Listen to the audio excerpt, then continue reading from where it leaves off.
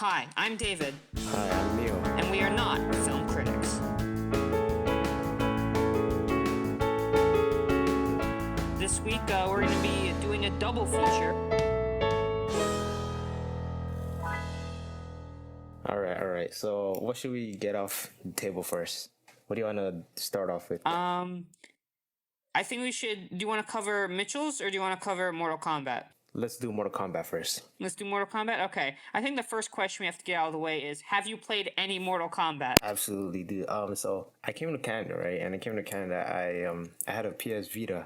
You know what that is? Yeah. I had two games in that PS Vita. I had Mortal Kombat, and I had Asphalt. You know the racing game? Oh, yeah. Yeah, yeah. And Mortal Kombat is actually the only game I had that I bought for the PS Vita. I love that game. It was one of my favorite, because they had cool graphics, cool fighting. I'm betting you put a lot of time into that. Yeah. Personally, for me, I think I've played Mortal Kombat 5 times at a friend's house. I never purchased a copy of any of the Mortal Kombats, but I did purchase some of the Injustice games, which are developed by the same developers, NetherRealm. And I like those a fair amount. The stories were usually pretty corny, but usually the fighting and the finishers were pretty good. Yeah. So Mortal Kombat. What did you like about the movie? The fighting scenes were cool. I mean, the choreography wasn't bad for any of them. It wasn't like I was I it didn't look unrealistic. Sometimes it can be a bit odd because it's not always fully grounded in reality. So it can be a bit difficult to it doesn't always look the best. It doesn't always feel right. Sometimes when they punch, it doesn't feel like they're doing anything. I like more impact in my fight scenes, so every hit feels real. And sometimes it didn't have it, but most of the time it was pretty good. The general because a lot of fight scenes, sure, they can be great if you're seeing them, but a lot of it is also the camera and how it's cut. And a lot of the fight scenes weren't cut the greatest. Sometimes I think they cut a bit too much. I would like to see some more, maybe a bit longer takes, so we could see a bit more of the fight scenes. But generally, fight scenes were pretty good. They're pretty solid. Yeah, I guess that's something that every filmmaker has to master, and every editor, they have to practice that, because when you're doing a fight scene, right, there could be so many things going on, and if you don't get the right angle, if you don't get the right shot, it's not gonna look effective.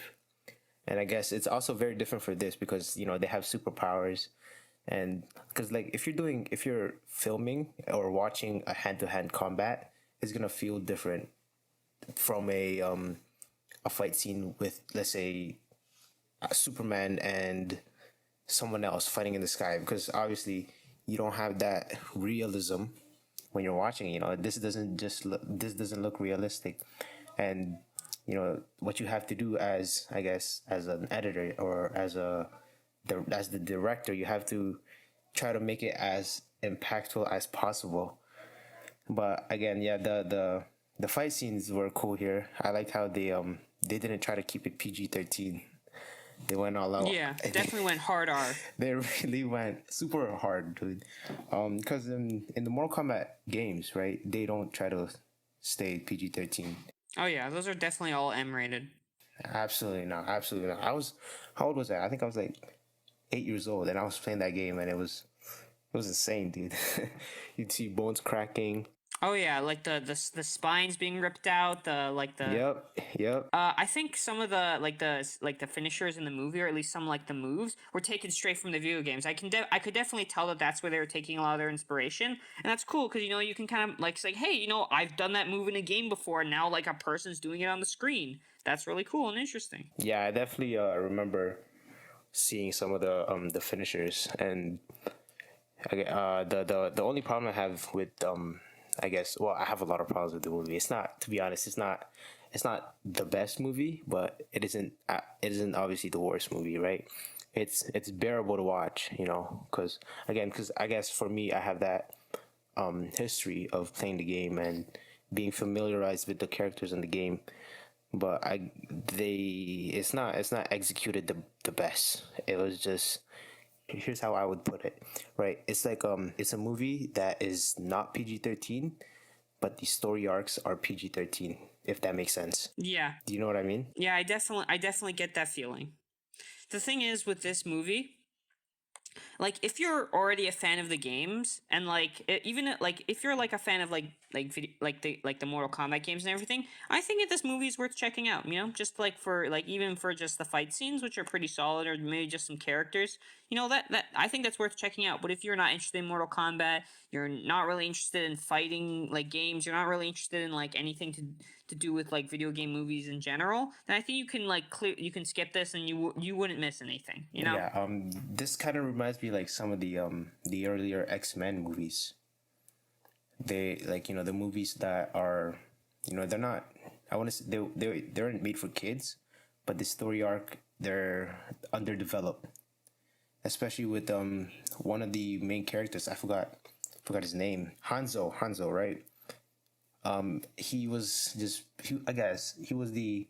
I wouldn't say he's the main character, but the story revolved around his story.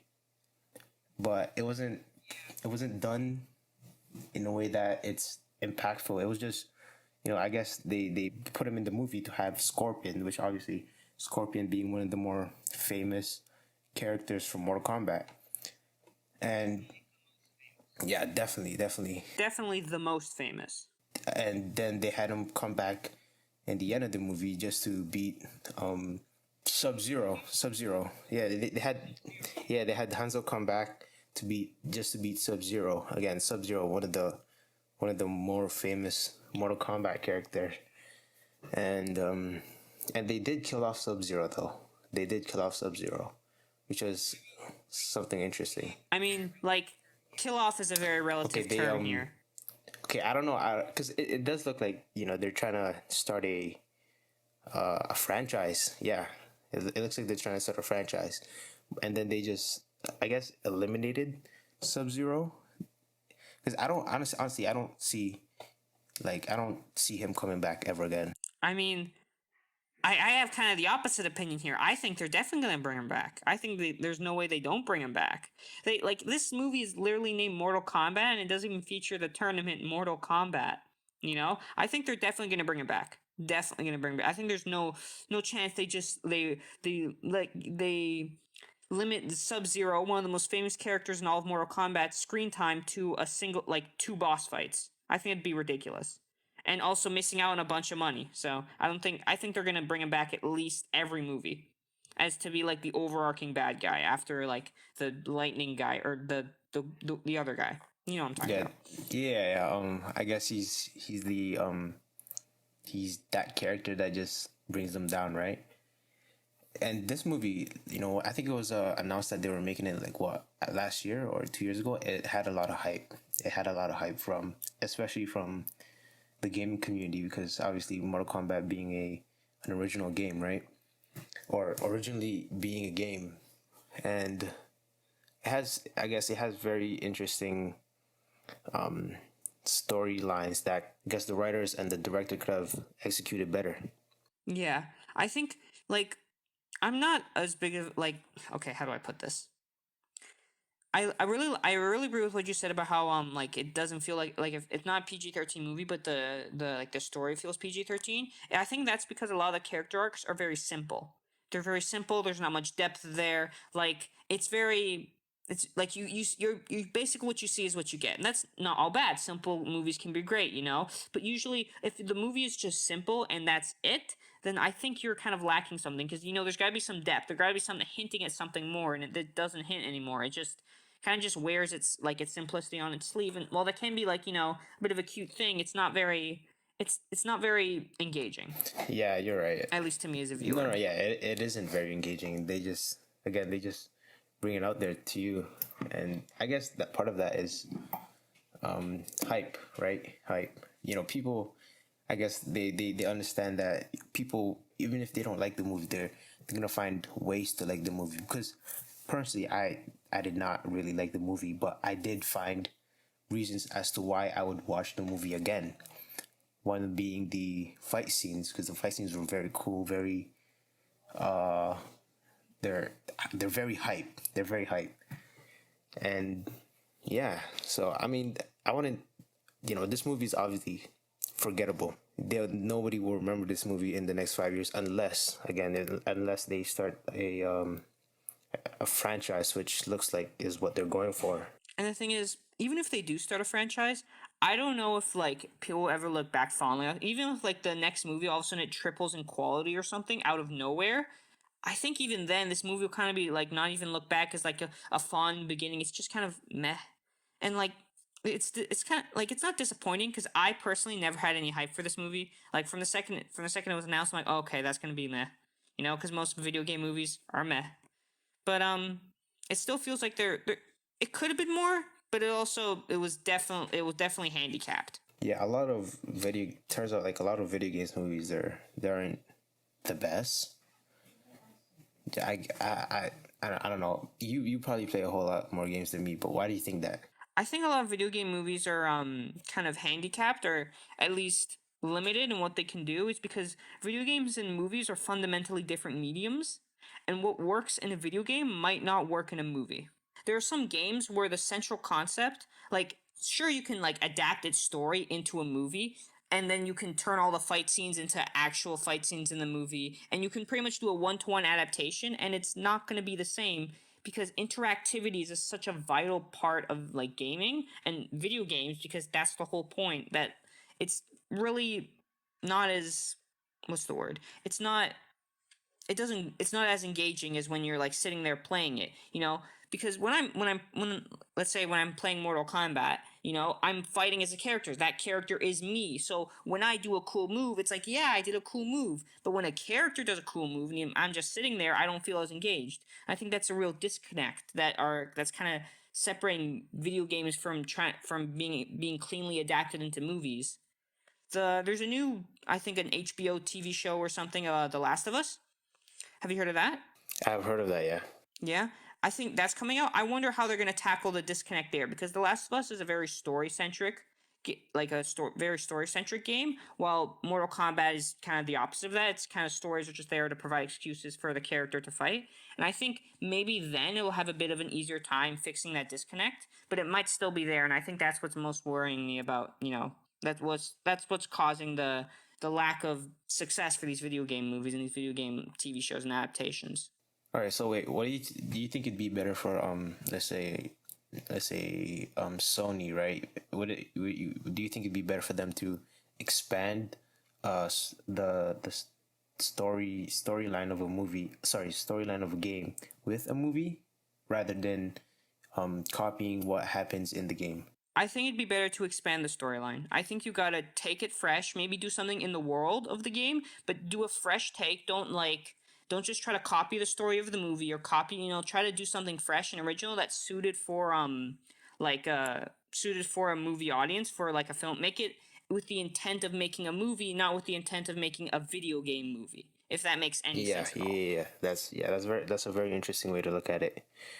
And I think yeah, we've said everything that we wanted to say, or I've said everything I wanted to say about Mortal Kombat. What do you want to say? Pretty much it. There's not much to go on with this movie. Yeah. Would you be excited for a sequel? No. No. Okay. Sorry to be so blunt, but no. Okay, I think we can move on to the Mitchells versus the Machines.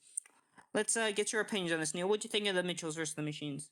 Oh my gosh, I really enjoyed watching this movie. Really? Mitchell vs. Machines. I really enjoyed. Yeah, it was fun. It was. I like I like the dynamic within the family, and especially the mother and the son, because like they're the one that work together to, I guess, reconnect the father and the daughter. I really like watching this movie. It was like it was a it was an early 2010s teenage movie. You know, like the Yeah, yeah, yeah. Diary of the Wimpy Kid, right? It Yeah, reminded me yeah. It of felt that like movie. that, but animated. I get that. Exactly. Yeah, yeah, yeah. What about you? I personally, the producer of this movie, I already mentioned them, Phil Lord and Christopher Miller. They make a lot of my favorite movies, like like the Lego Movie. They made Spider-Man Into the Spider-Verse. I think they also directed 21 Jump Street. I really like those movies. And I was actually kind of hyped for this movie, and honestly, it didn't let me down. the characters were like over like solid and funny and like very charismatic. The comedy, which I didn't expect to be like, I wasn't expecting a huge like. Sorry, the comedy was pretty good. It was good all around. I didn't. Some of the meme references were a bit like over the top, and they could have been done. But most of the comedy, I enjoyed a lot. The action in the movie, something I did not expect to be as good as it was actually choreographed really well, and it was pretty impactful. And I really like the character arcs of all and the development of all the different characters because they change over the course of the movie. And I think that's cool. Yeah, this it's made for kids, right? But it has a story. The story is good enough for an adult to like the movie, or for a teenage audience to watch to like the movie, and that's something that uh, that that a lot of I guess a lot of children movies sometimes fail to do. Obviously, Pixar does an amazing job with being able to make a movie for not only one type of age group, but to everyone else too. And then you go look 5-10 years down the line, you'd still be able to watch the movie and still like it. This is like this type of story that you still enjoy watching. Yeah, it's definitely kind of story that like if you're a parent, like I wouldn't like if I was a parent, I wouldn't mind going with my kids to see this movie.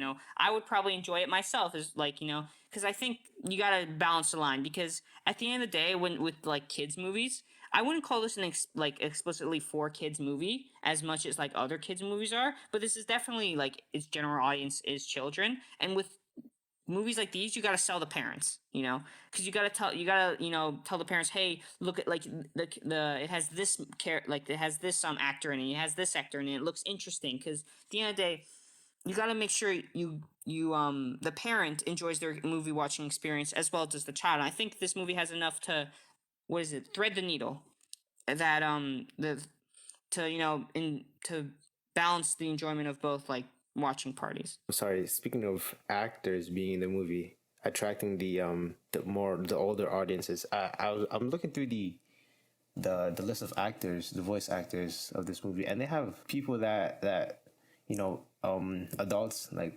watch, maybe not on a daily, but like they're fan of. I'm seeing it. They have John Legend, they have Chrissy Teigen, they have Conan O'Brien. Those are celebrities that, Maya Rudolph, yeah. yeah, those are celebrities that, Eric yep, Andre. those are celebrities that adult, adore.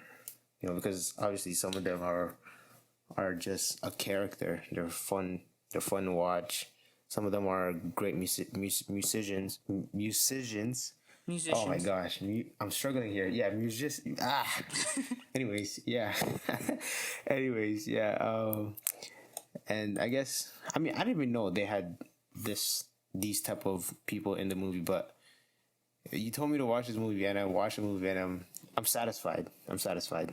And a lot of the voice actors do a really good job with the movie. I was actually surprised because sometimes when they do animated movies, what they do is they cast celebrities, and then the celebrities can't voice act because they're very reliant on like their face. And then it kind of turns out like it's just a mediocre voice acting performance. But for this movie, I feel like everyone there kind of held their own when it comes to voice acting, because they're all very expressive characters, and even if like it's only like a voice coming through like a screen, it still very feels like it's grounded, like they are their characters. There's no moment where it's like, oh, that sounds like Maya Rudolph. No, no, no, that's the mom. It's it doesn't distract from the movie, which is a very good thing when it comes to celebrity voice actor. Yeah, you cannot distinguish that it's this type of, it's, sorry, not this type of, you cannot distinguish that it's this guy, it's this celebrity.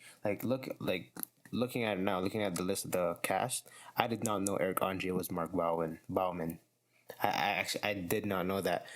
And yeah, obviously he didn't have a lot of screen time, but he did have a good amount of dialogue in the movie, and I couldn't even tell it was Eric Andre. Goes to show how, I guess, not, I want to say good, but it goes to show how well he did his job at being the character. Yeah, kind of embodying that. I think one of the most important aspects of this movie is the animation. So what do you think of the animation? Um, I mean, it wasn't consistent, but I do like the animation. It's not, it's not like it's not it's not bad, right? It's not terrible, but I feel like there was like some scenes that just look differently or drawn differently from others.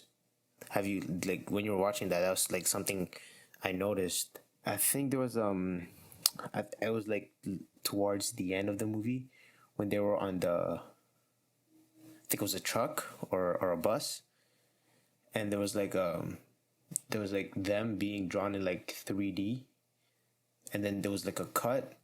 It was also in 3D, but like the shades of the, like the face and the, like the shape of the eyeball and the color, not the color, but like how their hair were designed and everything, it looked like a little different. It was less detailed. So sometimes so for you the animation wasn't always consistent. Yeah, but I want to call it inconsistent though, because there was just like a couple of It was just a parts. couple of things. Yeah, no, I'm not mad about it. Personally, for me, I think the animation was stellar. I really liked it. I really liked the balance between, because sometimes in like kids movie, like, well, animation and cartoons, not, I wouldn't call this a cartoon, but whatever. The animation can tend to get a bit like a bit not. It doesn't feel like it doesn't feel real enough, and it doesn't feel like I don't know how to put this, but like the texture of the animation doesn't feel like you could reach out and touch the characters. It feels like they're blobs, and that kind of distract from the movie, and it kind of can like cheapen your attachment to the characters. And I think in this movie they did it really well, where none of the characters all felt real. They all felt like they were all brought to life by their animation. And I feel like a lot of even parts where even like the car has a bit of like personality. The dog has lots of personality, even though he's not in the movie very much. Like every like the robots there that they accompany them halfway through, they have a lot of personality despite being two drawn on faces. Like I really like that. I really like when animators like put in the work and they like have a lot of attention to detail. And this movie clearly had a lot of time and passion and effort put into it, and I really appreciate that because it made the movie fun, like better to watch. It made it more fun to watch because you know a lot of the segments in the movie they also did some like hand drawn like animation as well, and that was also like fun because you never know what you're gonna get next with that. And I thought that was really cool and interesting. I have to ask because I've been wondering, how, like, I don't know if you know, but how does like animation work? Like, how do they animate the characters? Because I know in Spider-Man versus the Spider-Verse they draw. I'm not sure, but I think they drew it frame by frame. Is that what they do for other animation movies too, or no?